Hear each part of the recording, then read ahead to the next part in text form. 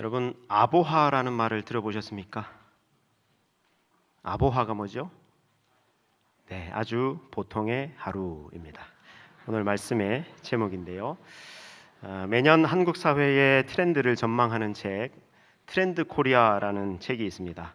그 책에서 2025년 올해의 키워드들을 제시하는데 그 중에 하나가 아보하, 아주 보통의 하루입니다.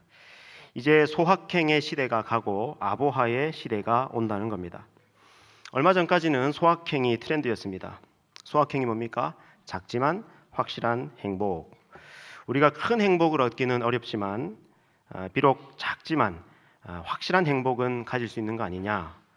내가 좋아하는 음식을 먹거나 내게 꼭 필요한 물건을 사거나 여행을 하거나 어떤 활동을 하거나 운동을 하거나 이렇게 나를 위한 소소한 소비나 활동을 통해서 작지만 확실한 행복을 얻겠다는 것, 이게 소확행입니다. 그래서 한동안 우리가 그런 거 하면서 SNS에 사진 올리고 또 소확행 해시태그 붙여서 그러지 않았습니까?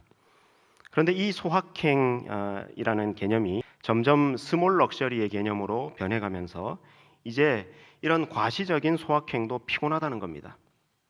이제는 소확행 이런 거는 사치고 단지 오늘 하루 무탈하게 아무 일 없이 잘 보냈다면, 즉 아주 보통의 하루를 보냈다면 거기에 만족하고 또 감사하면서 살아야겠다. 이게 아보하입니다. 실제로 최근 몇 년간, 특별히 작년부터 올해 지금까지 우리나라에 얼마나 많은 사건 사고가 있었습니까? 그런 사건 사고들 속에서 소확행 이런 거는 사치처럼 느껴진다는 겁니다. 단지 오늘 하루 무탈한 것으로 족한 겁니다. 오늘 하루 무난하게 큰 사고 없이 잘 넘어갔으면 그걸로 된 거라는 겁니다. 그래서 요즘은 아주 보통의 하루, 아보하가 최고다, 이런 트렌드가 나타나게 되었다는 겁니다. 공감되지 않습니까? 네. 무탈한 하루에 감사하고 평범한 하루의 일상을 소중히 여기는 것, 이 아보하는 한편으로 보면 우리 사회가 얼마나 불안하면, 얼마나 불확실하면, 얼마나 사건 사고가 많으면 아주 보통의 하루가 트렌드가 되었나 싶어서 좀 슬프고 씁쓸하기도 합니다. 그런데 또 한편으로 보면 이 아보하는 아주 오래전부터 우리 그리스도인들이 강조해온 성경적 가치, 신앙적 가치인데 이제야 사람들이 이걸 실감하는구나 싶습니다. 여러분, 성경에 아주 보통의 하루를 의미하는 구절이 많습니다. 몇 주 전에 여러분 보시지 않았습니까? 성경에서 이 평화가 이루어질 때, 샬롬이 이루어질 때를 어떻게 묘사했습니까? 열왕기상 4장 25절 말씀인데요. 그래서 솔로몬의 일생 동안에 단에서부터 브엘세바에 이르기까지 유다와 이스라엘의 모든 사람은 저마다 자기의 포도나무와 무화과 나무 아래에서 평화를 누리며 살았다. 아멘. 자, 평화를, 샬롬을 어떻게 표현합니까? 모든 사람이 저마다 자기의 포도나무와 또 무화과 나무 아래에서 평온한 일상을 누리며 살아갔다. 이게 평화고 이게 샬롬이라는 겁니다. 여러분, 평화나 샬롬이 뭐 대단한 게 아니죠. 예. 각기 자기 포도나무 아래에서 또 무화과 나무 아래에서 평온한 일상을 살아가고 보통의 하루하루를 살아가는 것, 이게 평화고 샬롬이라는 겁니다. 주기도문에서도 이런 기도가 있죠. 우리에게 일용할 양식을 주십시오라는 기도가 있죠. 우리에게 일용할 양식, 평범한 하루, 보통의 하루를 살아갈 수 있는 매일의 양식을 달라고 기도하는 겁니다. 물론 주기도문에는 주님의 뜻이 하늘에서 이루어진 것과 같이 땅에서도 이루어지기 원합니다라는 이런 큰 기도도 있지만, 오늘 하루 내가 먹고 살 수 있는, 내가 보통의 하루를 살아갈 수 있도록 해달라는 이런 기도도 있습니다. 디모데전서에 보면요, 그리스도인의 삶에 대한 권면이 나오는데 너무 크게 성공하려고 하지 말아라, 너무 큰 부자가 되려고 하지 말아라, 인간이란 원래 아무것도 없이 왔다가 아무것도 없이 떠나야 되는 존재다 하면서 이런 권면을 합니다. 디모데전서 6장 8절인데요. 우리가 먹을 것과 입을 것이 있은즉 족한 줄로 알 것이니라. 아멘. 먹을 것과 입을 것이 있다면 그걸로 족하다. 여러분, 먹을 게 있고 입을 게 있는 거, 이게 아주 보통의 하루 아닙니까? 시편에서는 하나님이 주시는 축복, 하나님이 주시는 은혜를 이렇게 고백합니다. 시편 128편 2절인데요. 내 손으로 일한 만큼 내가 먹으니 이것이 복이요 은혜이다. 아멘. 하나님의 은혜가 뭐라는 겁니까? 대단한 게 아니다. 내 손으로 일한 만큼 내가 먹을 수 있는 것. 이게 하나님이 주신 축복이고 은혜다. 이 평범한 하루하루, 보통의 하루하루가 하나님의 축복이고 은혜라는 겁니다. 시편 3편 5절에서는 우리가 밤에 자고 아침에 일어나는 것이 하나님께서 나를 붙들어 주시는 것이다라고 고백합니다. 역시 같이 읽겠습니다. 시작.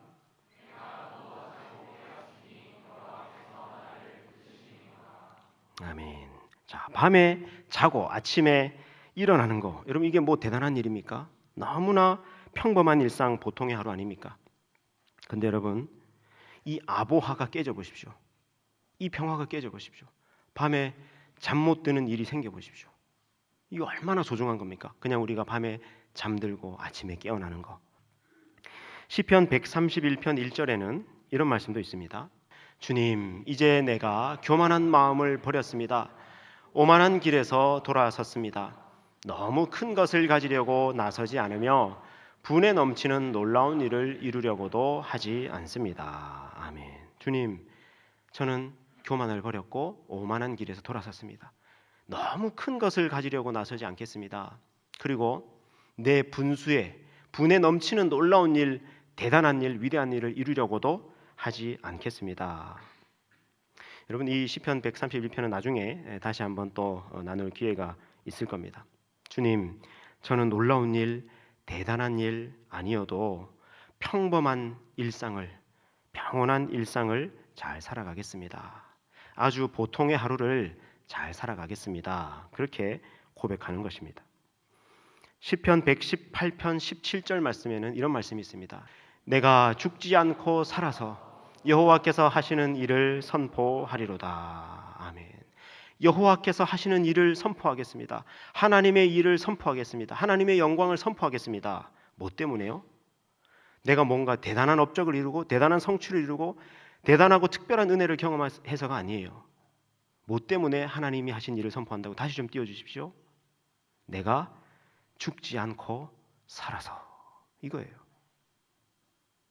내가 죽지 않고 이렇게 살아있는 것, 내가 지금 이렇게 평범한 하루하루의 일상을 살아내고 있는 것, 이게 하나님의 살아계심을, 하나님이 하시는 일을 선포하는 것이고 하나님의 영광을 나타내는 것이다. 그렇게 말씀하고 있습니다. 여러분 보십시오. 아주 보통의 하루가 주님이 주신 샬롬이요, 축복이요, 은혜입니다. 아주 보통의 하루에 감사합니다, 만족합니다. 이런 말씀이 성경에 많이 나옵니다. 원래부터 성경에 있던 건데 이제야 우리 한국 사회가 느끼는 겁니다. 우리 한국이 초고속 성장을 해왔지 않습니까? 그리고 극심한 경쟁 사회를 지나고 있고 많은 사건 사고를 겪어보니까 또 우리의 앞날이 점점 불확실하고 불안하니까 이제야 비로소 아보하, 아주 보통의 하루가 절실해진 겁니다. 오늘 본문은 예수님의 어린 시절을 이렇게 묘사합니다. 누가복음 2장 52절 오늘 본문 말씀인데요. 다시 한번 같이 읽겠습니다. 시작. 예수는 지혜와 키가 자라가며 하나님과 사람에게 더욱 사랑스러워 가시더라. 아멘. 여러분, 이게 예수님의 성장기를 기록한 전부입니다. 물론 바로 이 본문 앞에 예수님이 12살 되었을 때 요셉과 마리아와 함께 예수님이 예루살렘 성전에 갔다가 요셉과 마리아가 예수님을 잃어버리죠.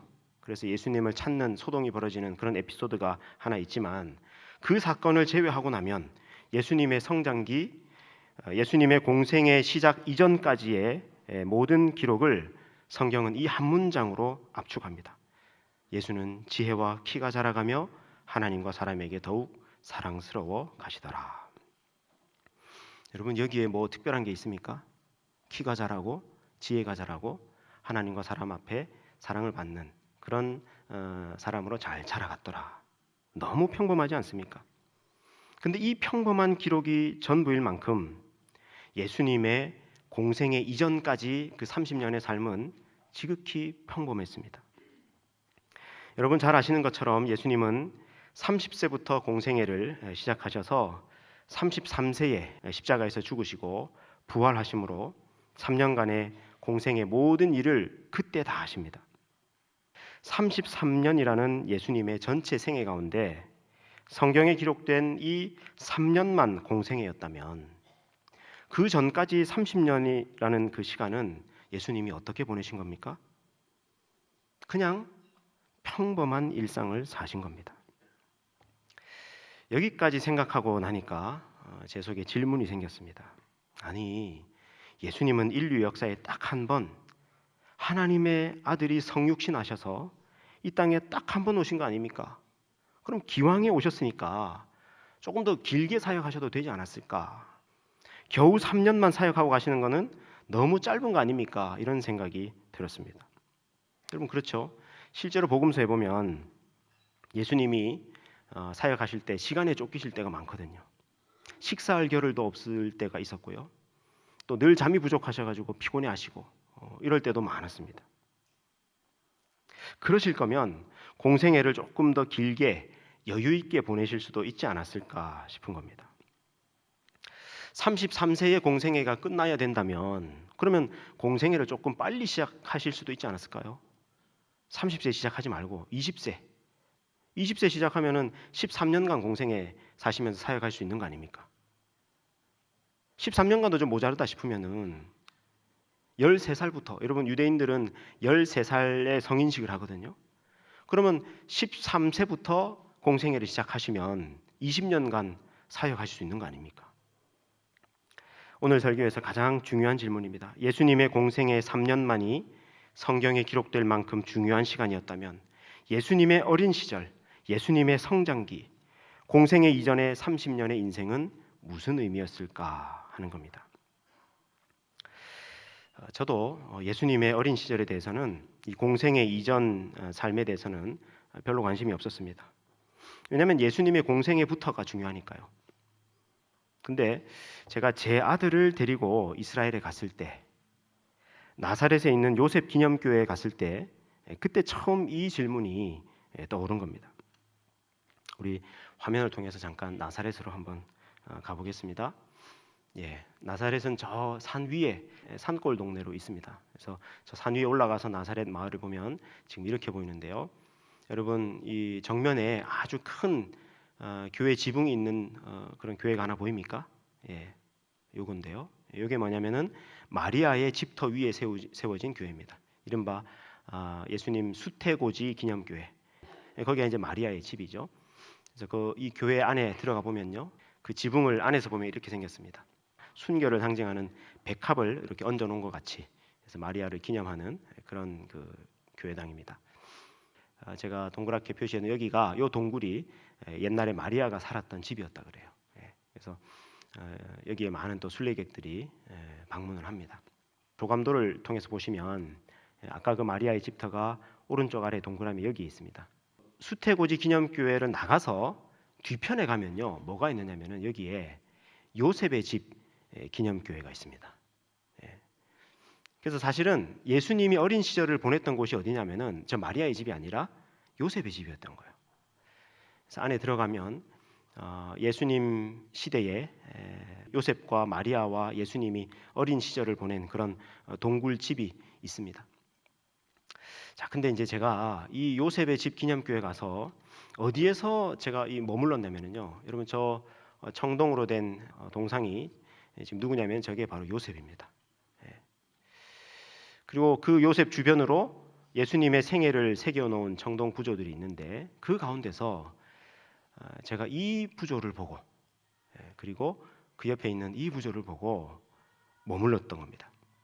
왼쪽에 보니까 요셉과 마리아가 있고 아장아장 걸음마를 시작하는 어린 예수님이 있죠.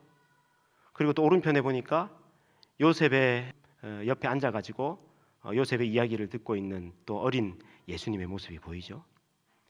저는 이 어린 예수님의 모습을 그동안 별로 생각했던 적이 없었어요. 왜냐하면 여러분 교회에서도 성탄절이 되면은 어떤 예수님이 주목합니까? 아기 예수님. 하여튼 베들레헴에 태어나는 그 아기 예수님, 동방박사들 찾아오는 그 갓난 아기 예수님만 생각하죠. 그리고 나서는 또 바로 어디로 넘어갑니까? 예수님의 십자가, 지금 사순절이잖아요. 갑자기 사순절이 돼서 이제 십자가를 향해 가시는 예수님만 우리가 또 계속 묵상하고 생각해요. 그러다 보니까 예수님의 탄생, 그리고 예수님의 공생애, 그리고 십자가 부활, 요거는 우리가 많이 생각하는데, 나사렛에서 사셨던 그 30년간 예수님의 어린 시절, 그 성장기에 대해서는 저도 별로 생각해 본 적이 없었던 겁니다. 근데 제가 저희 아들을 데리고 저 나사렛 그 청동 부조 앞에 서 있는데 비로소 예수님이 여기에서 이렇게 사셨구나 하는 게 생각이 나는 겁니다. 어린 예수님, 또 요셉, 마리아가 나사렛에서 함께 보낸 그 시간들, 그 평온한 일상들이 참 따뜻해 보이는 겁니다. 여러분, 예수님도 그런 평범한 어린 시절을 보내셨을 겁니다. 그렇지 않겠습니까? 예수님이라고 해서 뭐 어린 시절 내가 메시아다 하면서 그렇게 살지는 않았을 거 아닙니까? 그냥 너무나 평범한 하루하루를 보냈을 겁니다.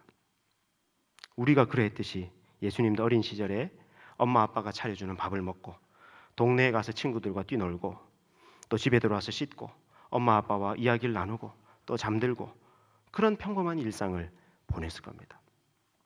자, 나사렛에서 제가 생각해 보니까 예수님의 어린 시절, 공생의 시작 전 30년간의 시간들도 참 소중한 시간이었구나 싶은 겁니다. 이전까지는 예수님의 공생의 이전의 30년, 예수님이 키가 자라고 지혜가 자라고 하나님과 사람 앞에 사랑스러워졌다, 그걸로 끝 이랬는데, 나사렛에 와서 곰곰이 생각해 보니까 예수님이 보냈던 그 평범한 30년의 시간들도 참 소중한 시간이었구나 싶었습니다. 예수님은 우리를 구원할 메시아가 되기 위해서 완전한 사람이 되셔야 했기에 그런 어린 시절, 성장기를 포함한 온전한 인생을 사셔야 했습니다.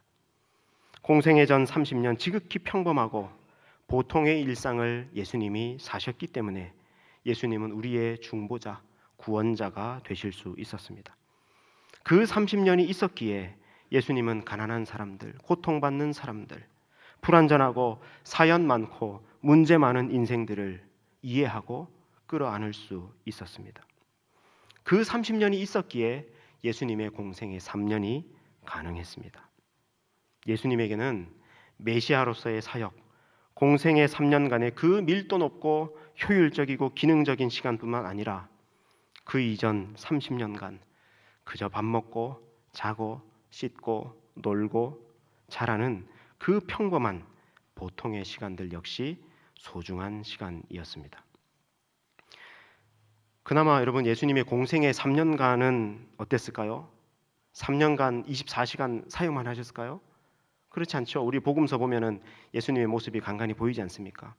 공생의 3년간도요, 예수님 사역하실 때 말고는 먹고 자고 쉬고 또 제자들과 대화 나누고 심지어 놀기도 하셨을 겁니다. 여행도 하셨습니다. 그 평범한 일상, 보통의 시간들이 예수님의 공생의 기간에도 있었습니다. 자, 그러면 이제 우리의 인생을 한번 생각해 봅시다. 우리는 종종 우리 인생에서 뭔가 대단한 것을 이루고 싶어 합니다. 그리고 내가 특별한 사람이 되고 싶어 합니다. 신앙생활 하면서도 하나님을 위해서 뭔가 위대한 일을, 대단한 일을 하고 싶어 합니다. 그리고 영화 같은 인생을 꿈꾸기도 합니다. 알프레드 히치콕이라는 사람이 그런 말 합니다. 여러분, 알프레드 히치콕이라는 이 사람 영화계의 거장인데 그 사람이 영화를 이렇게 정의합니다. 영화란 지루한 장면을 잘라낸 인생이다. 지루한 장면을 잘라낸 인생이 영화다는 거예요. 여러분, 그렇지 않습니까? 영화에 지루한 장면이 없죠. 추격전이 막 벌어지고 격투씬이 있고 반전이 일어나고 대사나 장면들도 한번 보십시오. 지루할 틈이 없습니다. 영화 음악, 배경음악 한번 보십시오. 지루할 틈이 없습니다. 영화란 그런 겁니다. 지루한 장면들을 다 제거해버린 우리의 인생을 짧게 담아놓은 게 그게 영화예요. 그런데 우리가 영화 같은 인생을 꿈꾼다, 영화 같은 인생을 산다, 그러면 어떻게 해야 되겠습니까? 우리 인생에서 지루하고 평범한 일상, 그 보통의 하루하루들은 다 잘라내버려야 합니다. 그런데 여러분, 우리의 인생이 어디 그렇습니까? 영화 같은 인생이 어디 있겠습니까? 우리의 인생이란 게 대부분은 영화였으면 다 잘라내버리고 말았을 지루하고 평범한 일상, 보통의 하루하루들의 연속이지 않습니까? 그렇다면 여러분, 우리가 자고 먹고 씻고 청소하고 빨래하고 일하고 쉬고 놀고 사람 만나고 이야기 나누고 하는 그 평범하고 작은 일상, 지루하기까지 한 그 보통의 시간들이 사실은 진짜 우리의 인생입니다. 그 보통의 하루하루가 진짜 우리의 인생입니다. 여러분, 내 인생 전체가 통째로 길게 하나님의 영광을 위해 쓰임받기 원하십니까?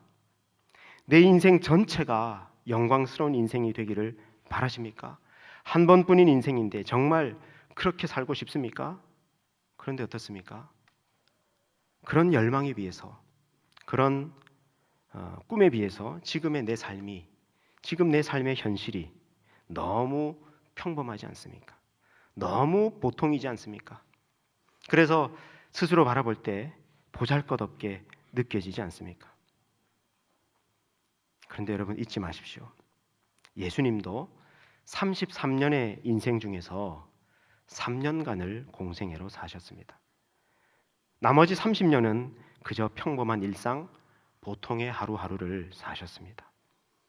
그런데 우리가 예수님의 공생애보다 더 할 수 있겠습니까? 내 인생 전체가 예수님의 공생애 같을 수 있겠습니까? 그럴 수 없습니다. 우리의 인생은 평범하다 못해 지루해 보이는 일상, 그 보통의 하루하루가 대부분일 겁니다. 그런데 우리의 인생이 그렇게 평범한 일상으로 흘러가다가도 아주 결정적인 순간에 내가 쓰임받는 순간이 반드시 옵니다. 그때 거기에 내가 있었기 때문에 영원한 하나님 나라와 역사에 내가 퍼즐 한 조각을 끼워 맞출 수 있는 순간이 반드시 옵니다. 누구도 대신할 수 없는, 나만이 맞추어 넣을 수 있는 퍼즐이 우리 인생에는 반드시 있습니다. 그때 내가 쓰임 받으면 족한 겁니다. 조금 더 길게 오래 쓰임 받으면 좋겠죠. 근데 그렇지 못하더라도 그 결정적인 순간에 내가 쓰임 받으면 되는 겁니다. 여러분, 우리가 언제 어떻게 결정적으로 쓰임 받을지 아무도 모릅니다. 그때 쓰임 받을 수 있도록 평범한 일상, 작고 지루한 보통의 하루하루들을 충실히 살아나가시면 됩니다. 아보하, 아주 보통의 하루가 진짜 내 인생입니다. 대단하지 않아도, 화려하지 않아도 괜찮습니다. 아주 보통의 하루에 감사하고, 아주 보통의 하루를 소중히 여기면서 아주 보통의 하루를 예배로 드릴 수 있는 저와 여러분 되시기를 주님의 이름으로 축복합니다. 그리스도인들의 거룩한 아보하를 위해서 제가 책 한 권을 마지막으로 추천해 드리겠습니다. 화면을 좀 띄워주십시오. 네, 오늘이라는 예배라는 책입니다. 우리의 사소한 하루가, 우리의 사소한 하루의 일상이 어떻게 거룩한 예배가 되는가, 예전이 되는가 하는 책입니다. 여러분, 이 책을 꼭 일독하시기를 추천드립니다. 우리의 거룩한 아보하를 위해서 오늘 우리에게 주시는 마지막 말씀을 함께 읽고 오늘 설교를 마치면 좋겠습니다. 고린도전서 10장 31절 말씀인데요. 우리 이 말씀을 같이 읽겠습니다. 시작. 그런즉 너희가 먹든지 마시든지 무엇을 하든지 다 하나님의 영광을 위하여 하라. 아멘.